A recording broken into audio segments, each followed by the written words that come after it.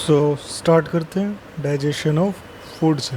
ठीक है, हमने अभी देखा था एलिमेंट्री कैनाल और उसके साथ एसोसिएटेड डाइजेस्टिव ग्लैंड्स। अब देखते हैं कि ये जो प्रोसेस होता है डाइजेशन का, ये होता कैसे।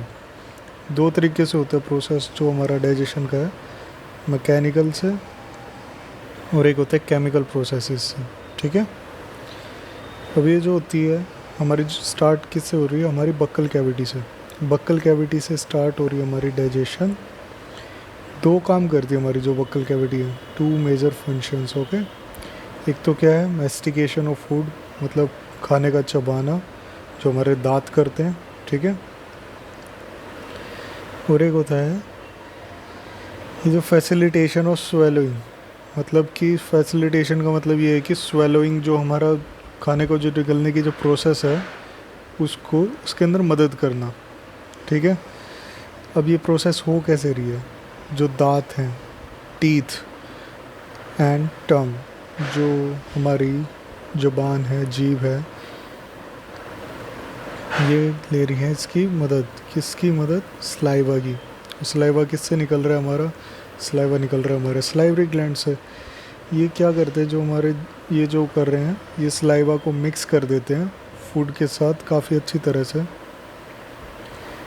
ठीक है, अब क्या होता है कि ये जो म्यूकस होता है ना स्लाइवा के अंदर जो होता है, ये क्या होता है कि लुब्रिकेटिंग होता है, मतलब कि एक तरह से काफ़ी चिकनाहट वाला हो जाता है।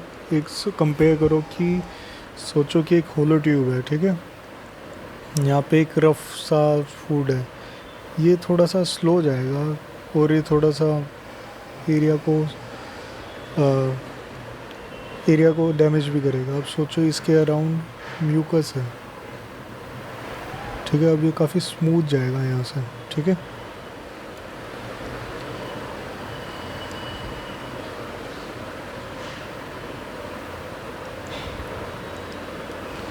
और ये जो लुब्रिकेट करने के साथ साथ ये जो होता है कि ये जो जितने भी फूड पार्टिकल्स हैं ना, जो जैसे कि ये ऐसे ऐसे हो गए, इनको एक बोल लाइक फॉर्म में जोड़ देता है, मतलब ये तीनों एक साथ एक बोल से बन जाएंगे। इसका जाना इजी रहेगा ज़्यादा।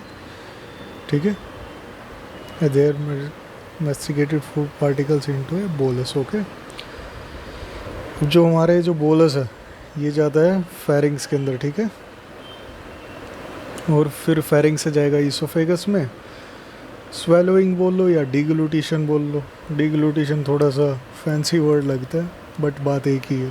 ठीक है, और जो बोलस है ईसोफेगस के थ्रू, ये मतलब जैसे कि जो ईसोफेगस है क्या, एक मसल का बना हुआ है, मतलब जैसे कि मसल्स कॉन्ट्रैक्ट करती हैं और इसके थ्रू वो जाता है। देखो जैसे कि ये हमारा ईसोफेगस, ठीक है, ये बना हुआ है मसल्स का, मस्कुलरिस लेयर थी ना जिसके अंदर, तो क्या है कि कॉन्ट्रैक्शंस आएंगी, कुछ एक इसको आगे प्रोपेल करती है, जैसे कि ऐसे ये फूड को ऐसे प्रोपेल करेंगी आगे, ऐसी वेव्स आएंगी जिससे फूड आगे जाएगा। ठीक है, इस प्रोसेस को हम पेरिस्टालसिस बोलते हैं, पेरिस्टालसिस। ठीक है,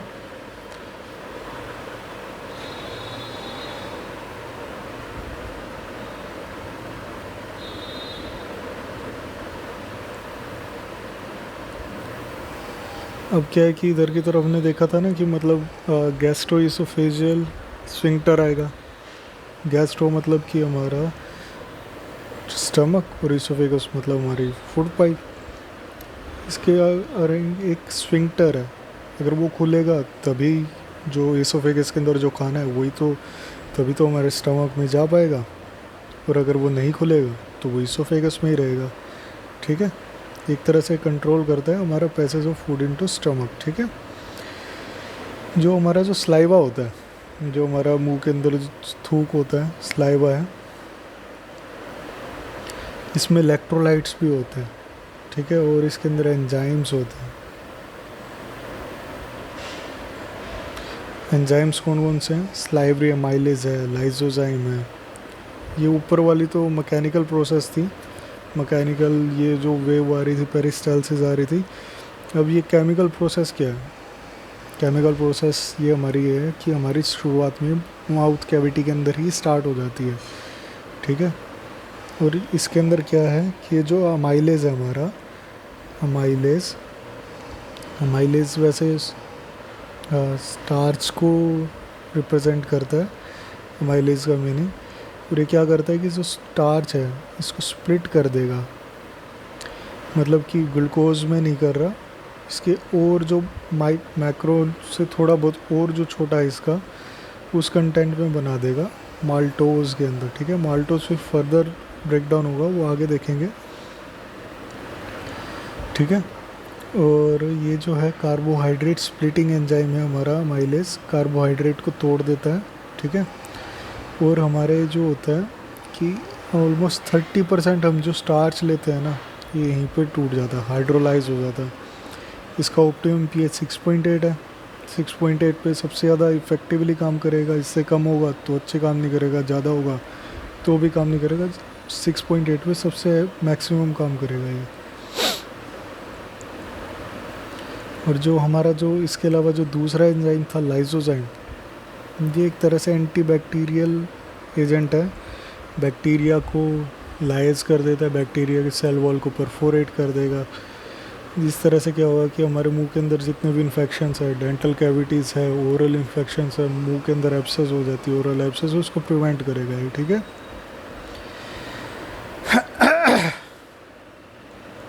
अब बात थी हमारे स्टमक की गैस्ट्रिक ग्लैंड्स की। एसोसिएटेड ग्लैंड्स के अंदर जो गैस्ट्रिक ग्लैंड्स हैं, इनको हमने 3 टाइप में डिवाइड कर रखा है। There are 3 major types. एक है mucus neck cells, mucus secrete करेगी। पेप्टिक और चीफ सेल्स, ये करेंगे प्रोएंजाइम पेप्सिनोजेन, ठीक है। पेराइटल और ऑक्जेंटिक सेल्स, ये सिक्रीट करेंगे HCl और इंट्रिंसिक फैक्टर। इंट्रिंसिक फैक्टर के बिना विटामिन B12 का एब्जॉर्प्शन नहीं हो सकता हमारी बॉडी के अंदर। अब कई लोग सोचते हैं कि पेप्सिनोजेन, प्रोएंजाइम, ये पेप्सिनोजेन इनएक्टिव फॉर्म में क्यों सिक्रीट होता है, ये एक्टिव फॉर्म में क्यों नहीं होता। देखो हमारी बॉडी ज़्यादातर प्रोटीन की बनी हुई है, ठीक है। पेप्सिनोजेन क्या है, प्रोटियोलिटिक एंजाइम है ये।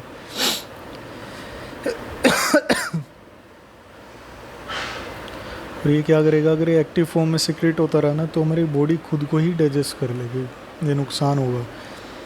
तो इसका ये है कि जब भी हमारी बॉडी के अंदर प्रोटीन आता है तभी एक्टिव होगा, और HCl आता है तो एक्टिव हो जाता है, क्योंकि ये गैस्ट्रिक ग्लैंड्स अभी सिक्रीट करती हैं।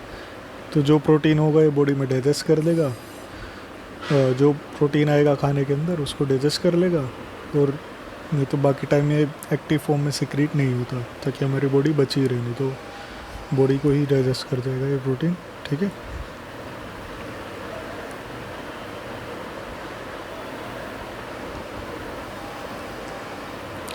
क्या होता है कि हमारी बॉडी, ये जो फूड होता है ये स्टमक के अंदर 4 से 5 घंटे तक पड़ा रहता है, ठीक है, स्टोर करे रखता है। इस टाइम होता क्या है कि जो फूड होता है ना, एक तरह से सोचो कि स्टमक है ना, एकदम से ऐसे मस्कुलर एक्टिविटी हो, जैसे मिक्सी के अंदर नहीं घूमता, कोई भी तुम कंटेंट देना मिक्सी के अंदर घूमता है ना, वैसे ही ये घूमता रहता है हमारे जो स्टमक के अंदर। स्टमक एक तरह की मिक्सी समझो, मिक्सर ग्राइंडर समझो, और है ना, मतलब एक जो खाना होता है घूमता रहता है, और गैस्ट्रिक जूस आगे मिलता रहता है इसके अंदर, चर्निंग मूवमेंट्स, ठीक है। चर्निंग मूवमेंट्स कौन सी कर रही है, मस्कुलर वॉल कर रही है, जो मिक्सी जैसी वाली जो है। वो फिर फूड नहीं रहता, वो कायम कहलाता है, ठीक है। जैसे हमारे फूड आया, ओरल कैविटी के अंदर म्यूकस मिला, छोटे छोटे पार्ट्स में डिवाइड हुआ, एक बड़ा सा बोल बन गया, उसको बोलस बोला, बोलस आया हमारे फूड स्टमक के अंदर, वो स्टोर हुआ, गैस्ट्रिक जूस मिल गया तो उसको कायम बोल दिया।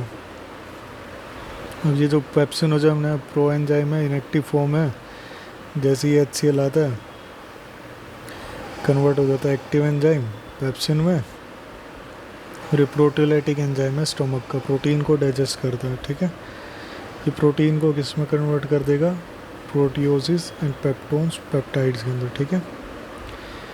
म्यूकस और बाइकार्बोनेट्स, ये क्या होता है कि ये इम्पोर्टेंट रोल प्ले करते हैं म्यूकस और बाइकार्बोनेट्स इंपॉर्टेंट रोल प्ले कर रहे हैं हमारे गैस्ट्रिक जूस की लुब्रिकेशन के अंदर, कि हमारा जो है फूड है, हमारा काइम जो है इसकी लुब्रिकेशन और प्रोटेक्शन वो बोलते हैं म्यूकोसल एपिथेलियल। अब ये जो HCl है क्या है कि सपोज करो कि HCl आया, यहाँ पे हाइड्रोक्लोरिक एसिड है, ये क्या है कि अगर ये सिक्रीट हुआ यहाँ पे एसिडिक है, इसकी pH देखो 1.8 है यहाँ पे, तो ये क्या डैमेज भी तो करेगा इसको। तो इससे प्रोटेक्शन के लिए क्या है हमारे पास, यहाँ पे ये कोटिंग हो जाती है इसकी, यहाँ पे म्यूकस की, स्टमक म्यूकोजल एसिड बैरियर बोलते हैं इसको। तो क्या है कि हमारा स्टमक बचा रहता है, प्रोटेक्टेड रहता है इससे, एसिड से।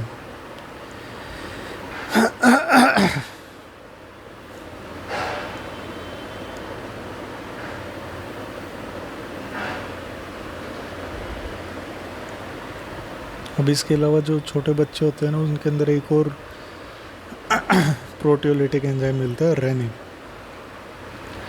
रेनिन होता है छोटे बच्चों को, मतलब इन्फेंट जो होते हैं ज़्यादातर क्या होता है, ब्रेस्ट फीड होते हैं, ब्रेस्ट फीड के अंदर उनको दूध मिलता है, लैक्टोज या मिल्क मिलता है, तो रेनिन मिलता है उनके अंदर। और ये किसके अंदर मदद करता है, डाइजेशन ऑफ मिल्क प्रोटीन्स, ठीक है। स्मॉल अमाउंट ऑफ लाइपेजेस भी करता है, बट इतना मेजर नहीं होता, थोड़ी थोड़ी अमाउंट में से क्रिएट करता है लाइपेजेस, जो फैट को भी डिजोल्व कर देता है, फैट को तोड़ देता है छोटे छोटे पार्ट्स में, ठीक है। अब बात है इंटेस्टाइन के अंदर, जो स्मॉल इंटेस्टाइन पहले, ठीक है। अब क्या है कि जो ये जो होती है हमारी जो स्मॉल इंटेस्टाइन है, अगर सोचो इसका जो कट सेक्शन देखोगे ना, तो ये बहुत सारी ऐसे मतलब मूवमेंट शो करती है, ऐसे ऐसे मूवमेंट शो करेगी। और अगर ऐसे ये स्क्वीज़ हो रही है यहाँ पे, और अगर ऐसे देखोगे ना, तो ये क्या है कि ऐसे भी हो रही है। और फूड को आगे प्रोपोगेट करने के लिए भी हो रही होती है, इसकी पुश करती है फूड को ये आगे की तरफ, कि ऐसे गई और थोड़ी सी छोटी हो जाती, ताकि ये फूड आगे पुश करे, ये आगे पुश मूवमेंट्स आती हैं यहाँ पे, ठीक है। प्रोपोगेटिव मूवमेंट्स शो करती हैं यहाँ पे, ताकि फूड हमारा आगे जाए।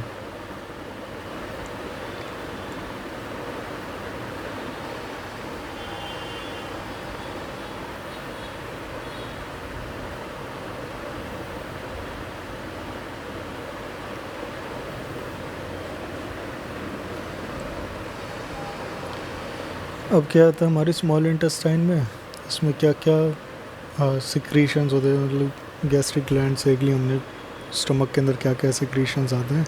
स्मॉल इंटेस्टाइन की ओर देख लेते हैं, इसमें क्या क्या आएगा, बाइल आएगा, पैंक्रियाटिक जूस आएगा और इंटेस्टिनल जूस आएगा। देखते हैं। अब हमने ऊपर देखा था ना, बाइल तो आ रहा है हमारा लीवर से, और पैंक्रियाटिक जूस आ रहा है हमारा पैंक्रियाज से। और नीचे देखा था कि पैंक्रियाज और हिपैटो, मतलब कि जो लीवर है इसके अंदर जंक्शन हो रहा था, तो पैंक्रियाटिक जूस और बाइल दोनों यहीं से सिक्रीट हो जाते हैं। और पैंक्रियाटिक जूस के अंदर कुछ एक इनएक्टिव एंजाइम्स होते हैं, trypsinogen, chymotrypsinogen, procarboxypeptidase, amylase and nucleases, ठीक है।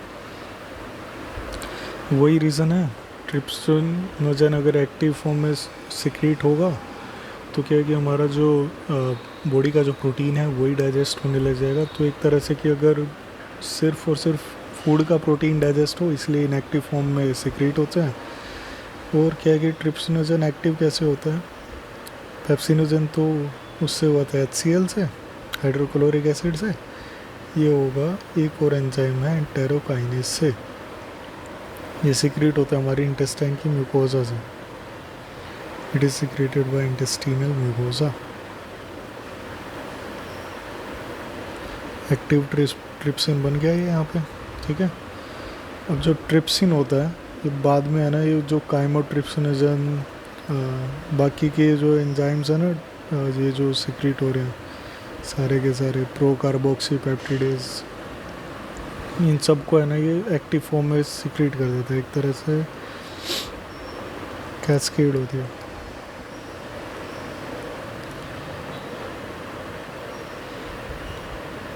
जो बाइल रिलीज होता है ड्यूडेनम में,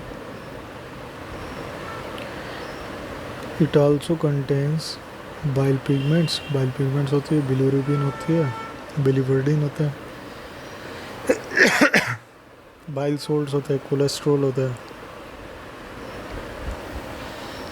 फॉस्फोलिपिड्स होते हैं, बट कोई एंजाइम सिक्रीट नहीं करता बाइल के अंदर, कोई एंजाइम नहीं होता। बाइल क्या है कि मल्सिफिकेशन ऑफ फैट्स को करता है।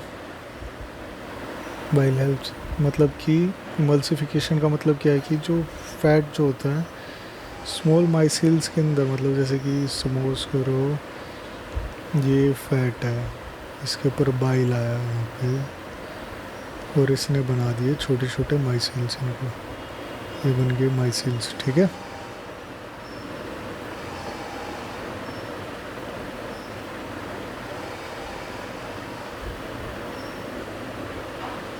बाइल है ये लाइपेजेस को भी एक्टिवेट करता है, ठीक है। इंटेस्टाइन म्यूकोसा एपिथेलियम के अंदर गोबलेट सेल्स होते हैं, गोबलेट सेल्स का काम एक ही होता है, हमेशा म्यूकस को सिक्रीट करते हैं ये। और क्या है कि जो सिक्रीशंस होते हैं ब्रश बॉर्डर सेल्स जो होती है म्यूकोसा की, और ये जो गोबलेट सेल है, ब्रश बॉर्डर सेल्स का जो सिक्रीशन है, ये एक साथ बनाते हैं इनका जो भी सिक्रीशन होगा इसको हम बोलते हैं इंटेस्टिनल जूस कहते हैं, या फिर सक्कस एंटायरिकस, ठीक है। एंटायरिकस इज़ फॉर इंटेस्टाइन, सक्कस मतलब जूस, ठीक है, इंटेस्टिनल जूस। इस जूस में क्या क्या होगा, डाइसैकेराइड्स होते हैं, माल्टेज हो गया, डाइपेप्टिडेज, लाइपेजेस, न्यूक्लियोसाइडेसिस एक्सेट्रा, ये सारे एंजाइम्स होते हैं। म्यूकस होता है, म्यूकस तो गोबलेट सेल से आ गया, बाइकार्बोनेट्स आ गए पैंक्रियास से। अब जैसे कि स्टमक के अंदर HCl से बचा रहे थे ना, क्योंकि क्या है कि ये जो है स्टमक के अंदर एसिडिक मीडिया था, यहाँ पे अल्कलाई मीडियन है 7.8 है, तो इंटेस्टाइन की म्यूकोसा को हम कैसे बचाएंगे, यहाँ पे वही सेम जैसे स्टमक के अंदर हुआ था, यहाँ पे बाइकार्बोनेट्स बचाएंगे और म्यूकस आ जाएगा थोड़ा बहुत, वो कोट कर देगा म्यूकोसा को और उससे वो बच जाएंगे उसके अल्कलाइन सिक्रीशन से। क्या कि जो सबम्यूकोसल ग्लैंड्स हमने देखी थी ना, ब्रेनर्स ग्लैंड्स, वो भी इसके अंदर हेल्प करती हैं, ठीक है। जो हमने स्टमक के अंदर जो देखा था, जो हमारा काइम था, काइम के अंदर जो भी प्रोटीन्स थे वो पार्शली हाइड्रोलाइज है, मतलब पूरे एक तरह से पूरे जो अमाइनो एसिड्स के अंदर है ना वो कन्वर्ट नहीं हुए हैं अभी। तो प्रोटीन्स है, पेप्टोन्स है, प्रोटीएसेस हैं, जितने भी हैं ना ये अभी इंटेस्टाइन के अंदर आ गए हैं। तो डाइपेप्टाइड्स मतलब जिसके अंदर 2 अमाइनो एसिड है, एक अमाइनो एसिड, अब एक सिंगल पेप्टाइड बॉन्ड है इनके बीच में, ठीक है। ये काफ़ी सिंपल फॉर्म में हो गया, अब इनको आगे जाके फर्दर ब्रेक डाउन करना और इजी हो जाएगा, ठीक है। अब जो पॉलीसैकेराइड्स से स्टार्च के अंदर वो माइलेज आया था, डाइसैकेराइड्स के अंदर कन्वर्ट हो गया, वही सिंपल फंडा। 2 सैकेराइड्स हैं, 2 ग्लूकोज भी हो सकता है, ग्लूकोज लैक्टोज कोई भी शुगर हो सकती है, और एक बॉन्ड होगा बीच में, जैसे कि एग्जांपल ग्लूकोज, एक सिंगल सैकेराइड बॉन्ड है इनके बीच में, ठीक है। फैट्स हैं, ये ब्रोक डाउन होंगे लाइपेजेस से, लाइपेजेस इनको तोड़ेगा। डाइग्लिसराइड्स मतलब कि 2 हैं बस, मतलब कि सिंपल फैटी एसिड्स, हम मोनोग्लिसराइड्स हो गए, ये और भी इजी हो जाएगा। फैट का डाइजेशन भी देखेंगे, एब्जॉर्प्शन देखेंगे आगे कैसे होता है। अब हमारे इसके अंदर न्यूक्लियसेस भी आता है, कई लोग जो सेल्स के अंदर न्यूक्लिक एसिड्स भी होते हैं, एक तरह से हम प्लांट्स और एनिमल्स को कंज्यूम कर रहे हैं तो वो सेल से ही तो बने हुए होते हैं, उनके जो न्यूक्लिक एसिड्स हैं उनको भी डाइजेस्ट करना पड़ता। उनको डाइजेशन कैसे होगा, न्यूक्लिक एसिड आया, न्यूक्लियसेस आए, इसके ऊपर एक्ट करा, न्यूक्लियोटाइड बना और फिर न्यूक्लियोसाइड्स बन गए। ठीक है, आगे चल के देखेंगे इसका भी एब्जॉर्प्शन कैसे होता है, अभी बस देख लो ये वाला। ठीक है, अब ये जो हमारा जो इंटेस्टिनल जूस है, जो इंटेस्टाइनल जूस है सक्कस एंटेरिकस, ये जो क्या होता है, जो सारे जो एंड प्रोडक्ट्स आ रहे हैं ना, ये जो आ गया डाइसैक्राइड हो गया, मोनोग्लिसराइड्स हो गया, न्यूक्लियोसाइड्स हो गया, इनके ऊपर एक्ट करेगा। अब ये हमारा ये सक्कस एंटेरिकस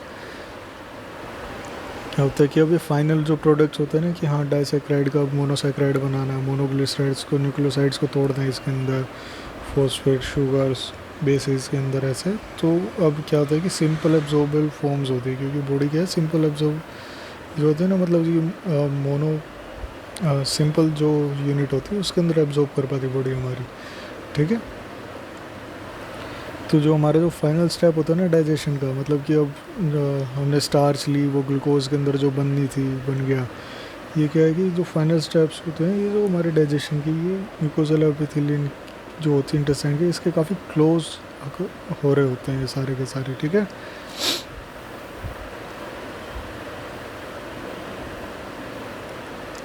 जो डाइपेप्टाइड्स है अमाइनो एसिड में बना देते हैं इसके अंदर, डाइपेप्टाइडेज एक्ट करते हैं, माल्टोज है, माल्टेज आएगा, ग्लूकोज प्लस ग्लूकोज में बन जाएगा, maltose sugar, glucose plus glucose की डाइसैक्राइड है, लैक्टोज होती है, ग्लूकोज प्लस लैक्टोज की बनी होती है, लैक्टेज आएगा, इसको ब्रेक डाउन कर देगा, सुक्रोज आएगा, सुक्रेज को ग्लूकोज और फ्रक्टोज में कर देगा। ऐसे ही न्यूक्लियोसाइड्स आएंगे, न्यूक्लियोसाइडेज शुगर और बेसिस में कन्वर्ट कर देंगे। अब क्या है कि ये सारे के सारे फैट मोनोग्लिसराइड्स हैं, फैटी एसिड और ग्लिसरॉल्स में कन्वर्ट हो जाएंगे। अब ये क्या है कि बिल्कुल एंड फॉर्म आ चुकी, बिल्कुल सिंपल फॉर्म्स हैं, इनकी बेसिक यूनिट के अंदर कन्वर्ट हो चुकी हैं।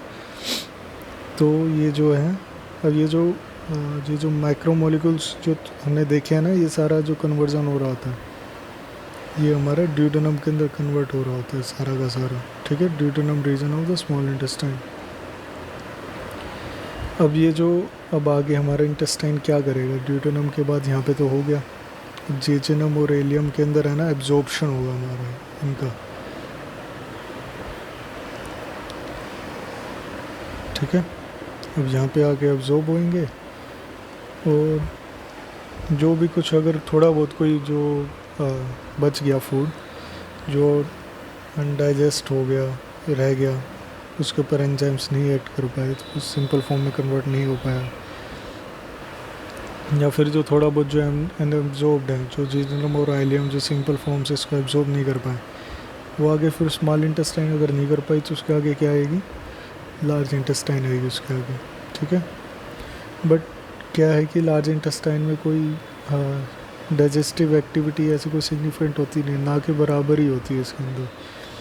तो लार्ज इंटेस्टाइन अगर कोई काम नहीं होता तो वेस्टिजियल ऑर्गन बन जाती ना इसका। बट काम क्या है हमारी लार्ज इंटेस्टाइन का, ये क्या है कि वाटर का एब्जॉर्ब करती है, मिनरल्स होती हैं, और ये जो हम थोड़ी बहुत जो दवाइयाँ होती है ना वो लार्ज इंटेस्टाइन में ही एब्जॉर्ब करने के लिए बनाती है, ताकि उधर की तरफ जो उधर की जो डिजीज़ है ना उधर जाके ही काम करे, कुछ एक ड्रग्स ऐसे ही बनाते हैं। और ये जो हमारी जो फिर क्या है कि फूड हमारा एक तरह से फीकल मटेरियल या फिर पोटी के अंदर बन ही जाता है, तो म्यूकस से क्रिएट करता है, ताकि ये जो वेस्ट है, वेस्ट पार्टिकल्स हैं, वो एक तरह से फिर से म्यूकस से ढेर कर दे और एक सिंपल वेस्ट बन जाए, ताकि चिपके और एकदम से ही लुब्रिकेट भी हो जाए, ताकि पास करने में ज़्यादा आसानी हो, सुबह फ्रेश होने में, नहीं तो दिक्कत होएगी।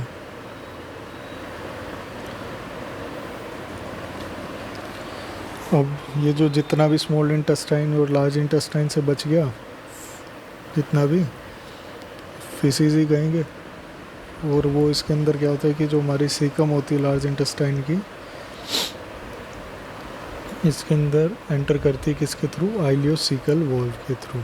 ठीक है, अब क्या है कि इसका ये है कि क्या अब वो पीछे ना चला जाए, इलियोसिकल वॉल्व के एक बार आगे चला गया तो फिर अब वो पीछे नहीं जाता फूड, ताकि बैकफ्लो ना हो हमारे इंटेस्टाइन के अंदर फीकल मैटर का।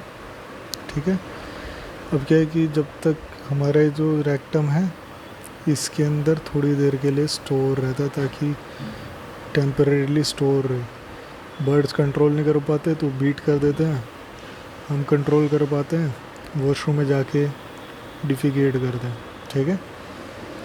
अगर एक ये टेम्परेली स्टोर नहीं होता तो हमें पता भी नहीं लगता, सबको डायपर पहनने पड़ते। ये बहुत सही चीज़ है। छोटे बच्चे कंट्रोल नहीं कर पाते ना, लाइक फ्लो, वो मतलब टेम्प, और हम कंट्रोल कर पाते तो टेम्परेली स्टोर कर देते जब तक बंदा वॉशरूम नहीं जाता, टेम्परेली स्टोर, और फिर उसके बाद क्या बाहर चला जाता सारा का सारा ये मैटर।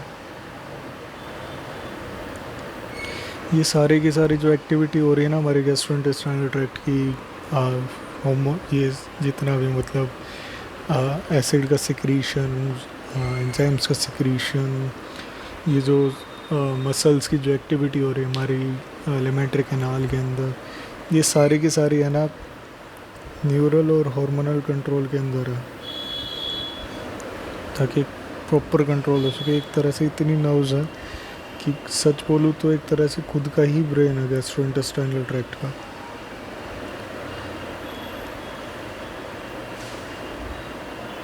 अब देखो एग्जांपल देखते कि अब आप किसी दुकान पे गए, देखी वही चॉकलेट हमने, और देखा कि एक बेकरी है उधर, कैफ़े कॉफ़ी डे या फिर सीसीडी वगैरह, गए उधर तो देखा कि कॉफ़ी की खुशबू आ रही है, चॉकलेट की भी खुशबू आ रही है उधर से, पेस्ट्रीज़ की।